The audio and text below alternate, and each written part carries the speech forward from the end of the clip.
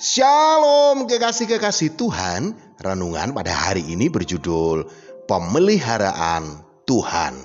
Sebelum kita mendengarkan renungan pada saat ini, marilah kita sama-sama mengawalinya dengan berdoa. Bapa, di dalam nama Tuhan Yesus Kristus ya Roh Kudus, kami siapkan hati dan pikiran kami untuk menerima berkat kebenaran firman-Mu. Di dalam nama Tuhan Yesus Kristus. Amin.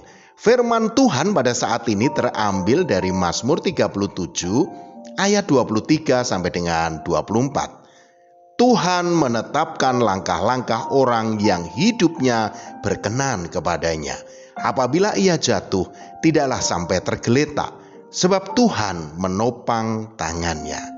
Kekasih-kekasih Tuhan, marilah kita sejenak meletakkan beban persoalan yang mengganggu perjalanan kehidupan kita. Marilah kita mengarahkan pandangan kita ke arah Tuhan. Kalau kita bisa melewati hari ini, maka mengucap syukurlah kepada Tuhan yang masih memberi kesempatan pada kita untuk melewatinya. Apapun keadaan kita, laluilah bersama Tuhan Yesus Kristus, saudaraku. Maka kita akan mengalami suatu keadaan yang tidak pernah bisa dunia sediakan bagi kita. Banyak kebaikan Tuhan yang bisa kita rasakan. Baik itu rasa senang, tawa, bahkan air mata menjadi tanda kehadirannya dan kasih setianya atas kita. Di saat kita melalui hari-hari kita bersama dengan Tuhan, pastilah ada sukacita baru yang kita alami bersama dengan Tuhan, walau air mata kita harus mengalir.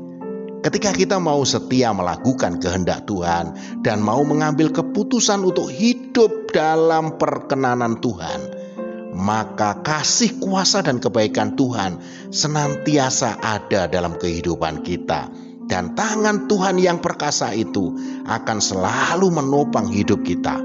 Nikmatilah perjalanan hidup kita bersama dengan Tuhan Yesus, dan akan sangat baik jika perjalanan hidup kita itu kita jalani dengan rasa syukur. 1 Tesalonika 5 ayat 18 mengatakan, mengucap syukurlah dalam segala hal, sebab itulah yang dikehendaki Allah di dalam Kristus Yesus bagi kamu.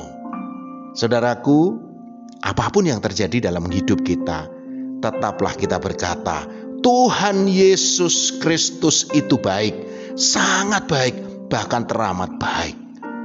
Marilah kita merenungkan kebaikan dan kasih Tuhan dalam kehidupan kita. Tuhan telah berfirman, aku sekali-kali tidak akan membiarkan engkau, dan aku sekali-kali tidak akan meninggalkan engkau. Ibrani 13 ayat 5b.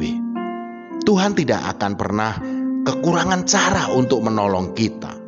Percayalah saudaraku, percayalah kepada Dia yang sanggup memelihara hidup kita, meski di saat yang tersulit sekalipun, sebab penyertaannya pada kita itu sempurna.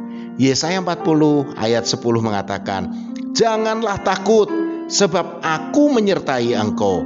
Janganlah bimbang, sebab aku ini Allahmu. Aku akan meneguhkan, bahkan akan menolong engkau. Aku akan memegang engkau dengan tangan kananku yang membawa kemenangan. Pemeliharaan Tuhan atas hidup kita itu sempurna, saudaraku. Kalau kita mengalami pergumulan dan tantangan kehidupan, hal itu bukanlah suatu hal yang tidak baik, namun untuk membuat kita menjadi kuat. Pergumulan bukan membuat kita menjadi lemah dan terpuruk, tetapi justru pergumulan dan persoalan kita adalah media untuk kita bisa menyaksikan serta mengalami pertolongan Tuhan, supaya kita senantiasa berharap dan bergantung kepadanya. Amin. Mari kita berdoa.